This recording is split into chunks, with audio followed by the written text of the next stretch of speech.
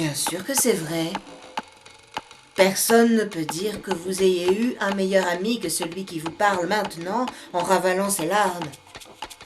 Et bien que ceux qui nous ont connus soient peu nombreux, je crois que tous ont perçu cette immense affection qui transparaissait, doucement, comme s'exprime parfois la véritable affection des hommes.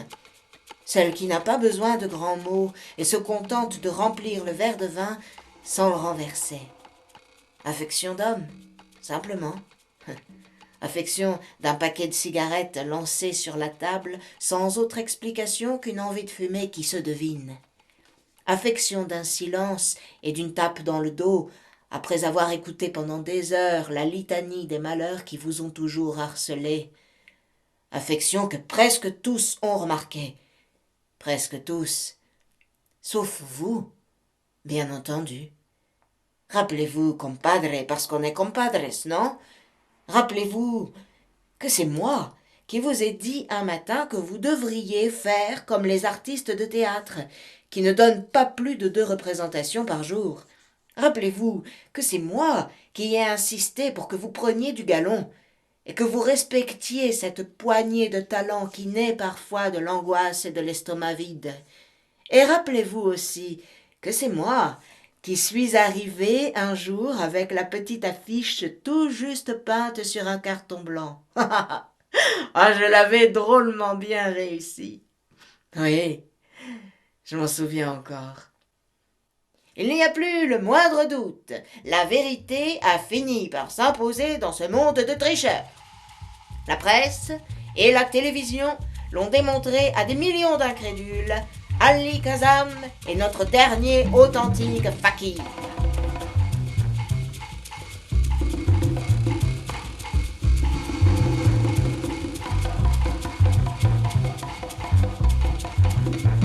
Ali Kazam croque des ampoules électriques comme si c'était des biscuits et avale des lames de rasoir comme d'autres prennent des analgésiques. Ali Kazam réalise ses prouesses grâce au régime végétarien qu'il observe avec une persévérance de cheval. Ali Kazam est maigre, mais sain. Et il remercie la coopération de l'honorable public qui assiste stupéfait aux représentations. 2 fois par jour, Ali Kazam avalera sous vos yeux toutes sortes de verres et d'objets métalliques, puis se retirera pour se reposer et méditer assis sur une planche hérissée de clous. Venez en famille voir Ali Kazam, le seul authentique fakir qui nous reste en ces temps de dupes et d'escrocs.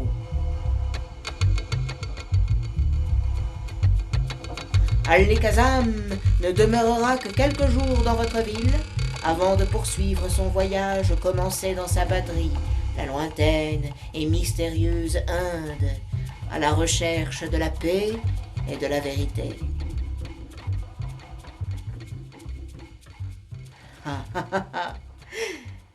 Et pardonnez-moi de vous rappeler, compadre, parce qu'on est compadres, non?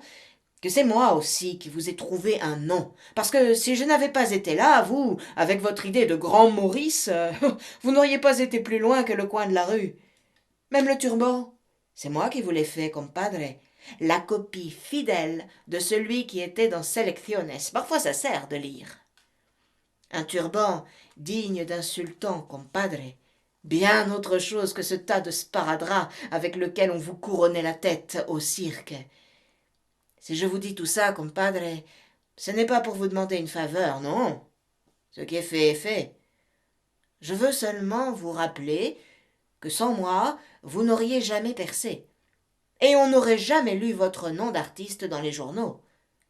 Rappelez-vous qu'au cirque, ils ont finalement accepté de vous garder pour changer la sciure où pissent les lions. Parce que quand vous avez eu cette crampe en pleine soirée de gala, il était clair que comme contorsionniste, vous n'aviez aucun talent.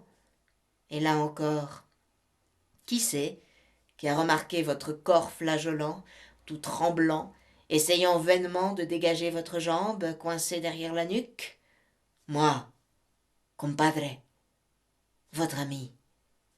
Rappelez-vous que je me suis approché au mépris des éclats de rire de l'honorable public et des insultes de l'impresario, que je vous ai aidé à vous dénouer et que je vous ai dit Compadre, à bien vous regarder, vous avez un air de fakir très convaincant. Et vous, compadre, vous me dévisagiez avec vos grands yeux, des yeux de veau à l'instant du sacrifice, et vous n'aviez pas la moindre idée du formidable avenir que j'étais en train de vous forger. Qui donc vous a prêté les livres de l'Obsangrampa afin que vous appreniez quelque chose sur l'Inde? Moi, compadre, votre ami. Qui n'a pas pipé quand vous avez échangé les livres sans même les avoir lus contre quelques litrons d'une infâme piquette? Ce cœur-là, compadre, votre ami. Rappelez-vous que je vous ai appris comment font les marins pour mâcher le verre jusqu'à le transformer en une pâte farineuse qu'ils cachent sous la langue. Rappelez-vous que c'est moi qui vous ai trouvé ces ampoules de peinture que les prestidigitateurs mettent dans leurs chapeaux quand ils font le numéro des œufs. Et rappelez-vous encore que je vous ai acheté cette eau-de-vie si raide, à tanner le gosier, compadre, afin de vous sécher les gencives et de vous durcir la bouche. Un petit effort de mémoire, compadre, et dites si ce n'est pas moi qui vous ai appris comment placer les lames de rasoir entre les dents lentement, très lentement, sans toucher les gencives, pour pouvoir ensuite les casser d'un coup de langue. Et n'oubliez pas combien il m'en a coûté pour obtenir ces injections d'anesthésique quand vous faisiez ce numéro où vous vous transperciez les bras avec des aiguilles. Je ne suis pas en train de vous demander de me payer pour tout ça, compadre, car on est compadres, non? Je veux seulement vous dire que personne, ni même vous, ne peut dire que vous ayez eu un meilleur ami que moi dans la vie. L'ami qui vous a formé, et qui vous a conduit par la main sur les routes du succès, et qui vous a fait connaître l'ivresse des applaudissements. C'est moi, compadre, votre ami, celui qui a fait de vous un artiste. Mais vous, compadre, et pardonnez-moi de vous le dire en ces circonstances si risibles, vous avez toujours été têtu, plus têtu qu'une mule. Je vous ai si souvent répété, compadre, il faut comprendre que question talent, chaque homme a ses limites. Mais vous parler, compadre, était devenu de plus en plus difficile. Peut-être maintenant que j'y pense, parce que la célébrité vous était montée à la tête.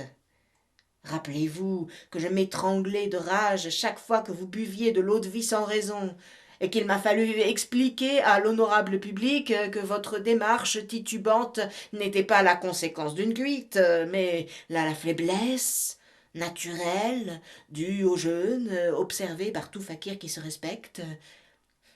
Et s'il faut être encore plus explicite, vous vous rappelez, compadre, du jour où je vous ai obtenu votre premier passage à la télé?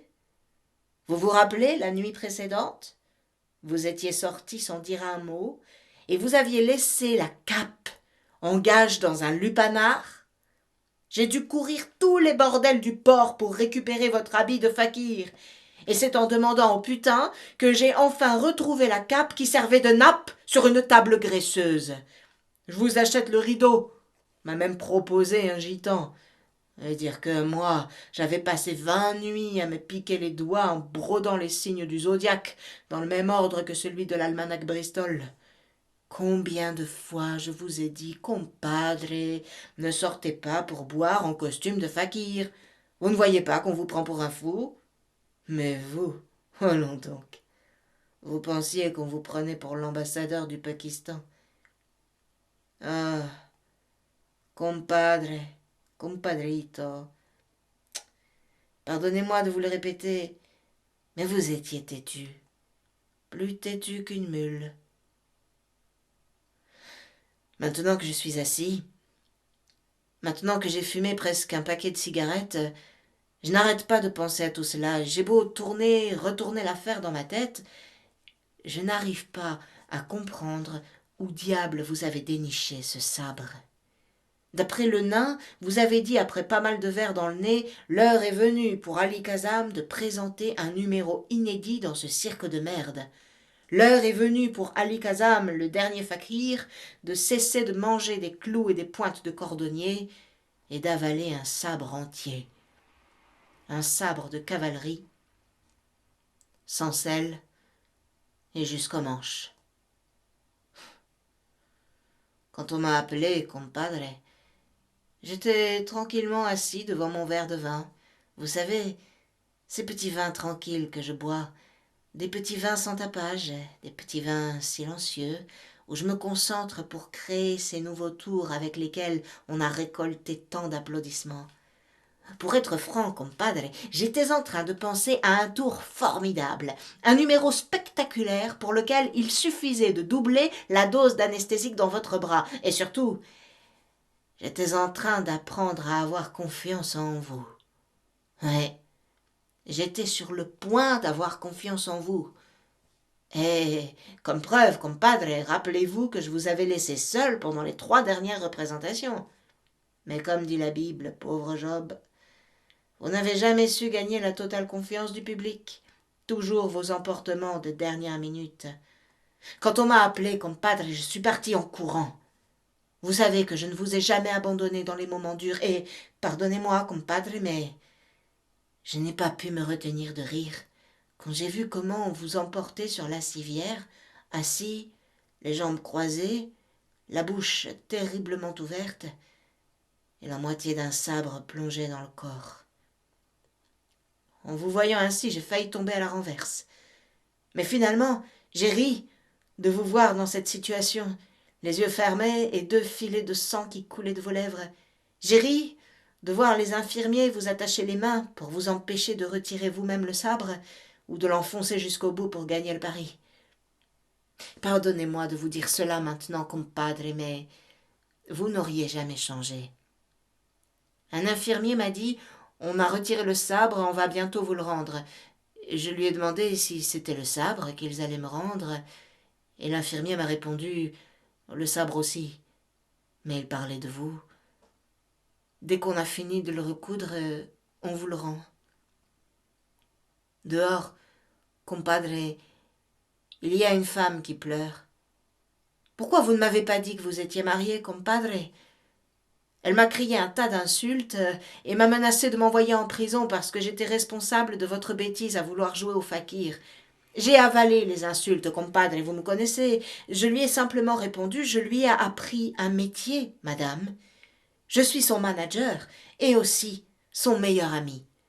Mais elle continue à crier dehors que je suis le seul responsable de votre folie. En tout cas, je suis là, compadre.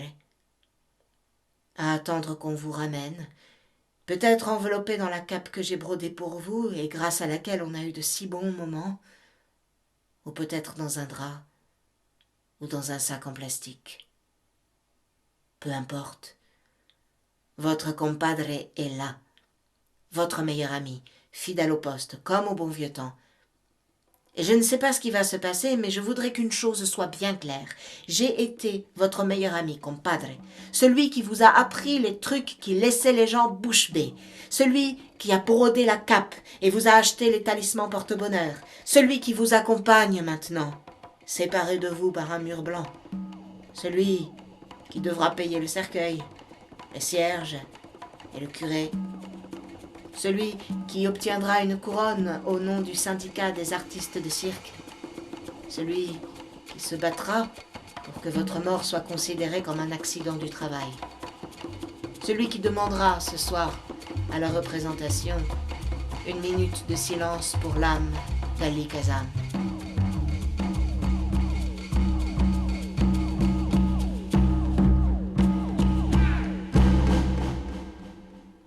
Une porte vient de s'ouvrir, compadre. 2 hommes portent une civière et je reconnais une de vos chaussures à bout pointu. Un des 2 hommes demande qui s'occupe du Maccabée et je réponds « Moi, monsieur. »« Vous êtes un parent ?» questionne l'infirmier.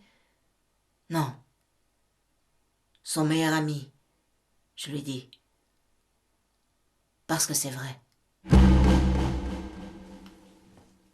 Quand tu n'auras plus d'endroit où pleurer. Quand tu n'auras plus d'endroit où pleurer, rappelle-toi mes paroles et va chez maman Antonia.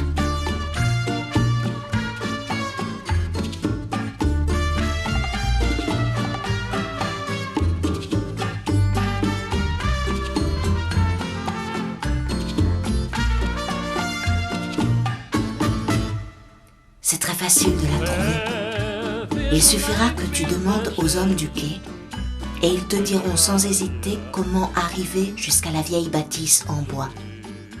Il est probable que le porche te surprenne et que tu te sentes troublé.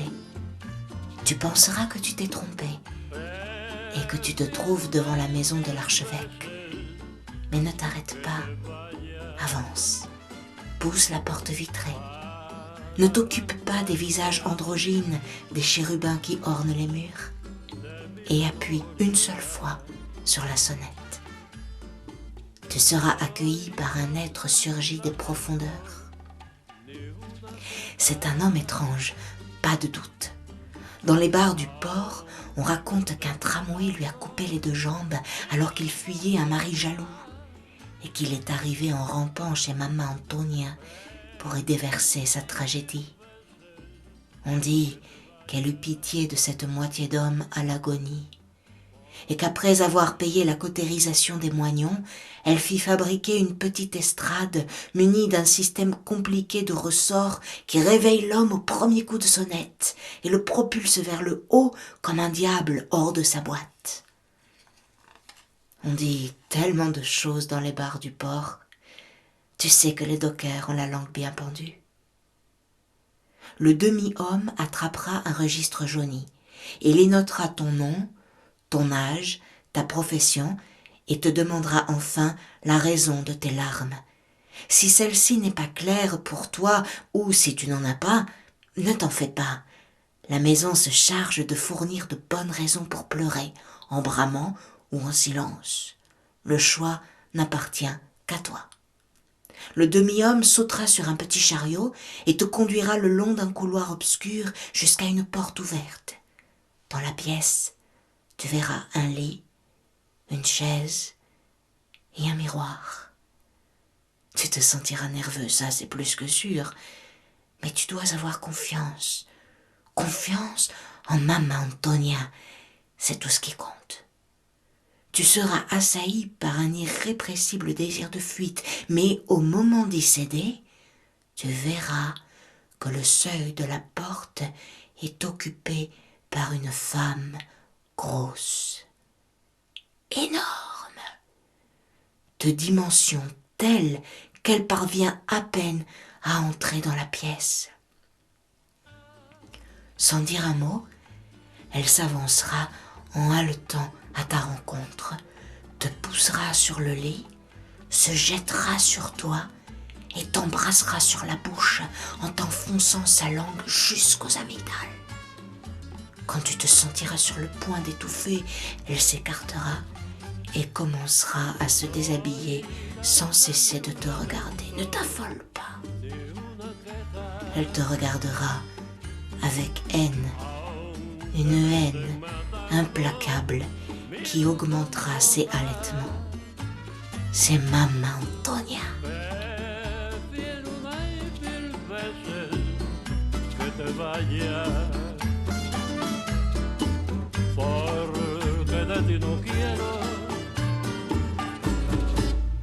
Tu verras un désordre de chair sombre, un univers de seins gros comme des calebasses, aux mamelons aussi volumineux qu'un poing fermé, un tonneau d'où naissent 2 jambes immenses, entre lesquelles, sous des plis de graisse, tu pourras voir le duvet clairsemé d'un pubis secret.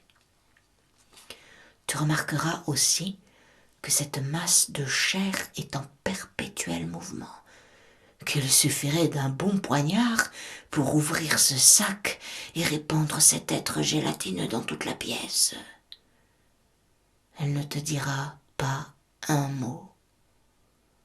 Simplement, elle gémira en t'assiégeant, puis elle hurlera comme les loups et se déhanchera en une furieuse cérémonie d'offrande de son corps.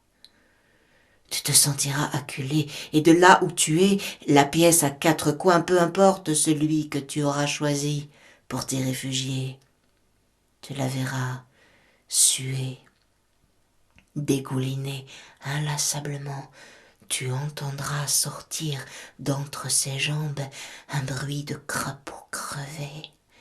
Tu verras ses yeux blancs, sa langue aux proportions inénarrables pendre de ses lèvres. Et, à ses grincements de dents, tu découvriras l'ampleur de ses orgasmes, et en voyant le va-et-vient de sa main droite qui disparaît entre ses jambes, tu sauras qu'elle est infatigable. Ce sera toi, alors, qui gémiras, apeuré par ta propre excitation, mais ne t'inquiète pas. Souviens-toi que rien n'est obscène de ce qui vient du désir. Tu jetteras tes vêtements n'importe où, et tu te précipiteras sur cette masse en haletant, toi aussi, comme un chien. Tu auras la sensation d'être englouti par cette chair poisseuse et chaude. Tu embrasseras, tu mordras, cherchant à blesser, à causer de la douleur, une douleur qui libère. Tu frapperas en cherchant de ton sexe l'orifice secret. Tu te tromperas en sentant que ta verge maladroite et aveugle pousse et se vide, sans parvenir à combler ton désir, qui va croissant. Tu voudras faire quelque chose de plus, tellement tu auras honte. Tu te rappelleras que tu as une langue. Et quand tu tenteras de l'introduire entre les deux colonnes de ses jambes, Maman Antonia te repoussera, car tu déranges l'avalanche de son plaisir onaniste qui approche.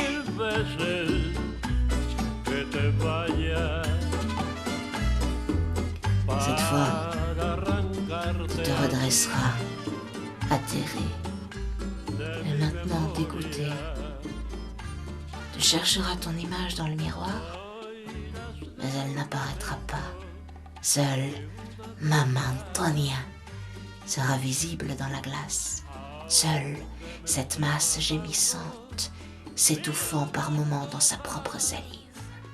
Tu te rhabilleras précipitamment, tu tenteras d'ouvrir la porte pour constater qu'elle est fermée de l'extérieur. Tu appelleras le demi-homme en lui criant qu'il te sorte de là, que tu lui offriras de l'argent, ta montre, tout ce que tu as sur toi s'il t'ouvre la porte. Mais les cris de Maman Antonia seront plus puissants que les tiens, et sans te rendre compte, tu te retrouveras à genoux, en train de pleurer et de griffer le bois. Tu pleureras sans voir le temps passer.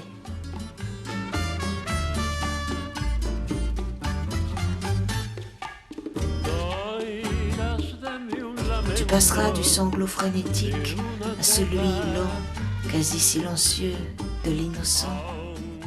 Et quand tu seras fatigué, tu tourneras la tête pour découvrir que Maman Antonia est habillée, assise sur le lit, et te regarde avec compassion. Alors, tu pleureras de honte. Elle te fera venir près d'elle et te caressera la tête, louchera ta morve, séchera ta bave et te demandera si tu te sens mieux ou si tu veux pleurer encore. Si tu as envie de recommencer, ne t'inquiète pas. La maison offre à la sortie une goutte de citron dans chaque œil et un glaçon pour dégonfler les paupières.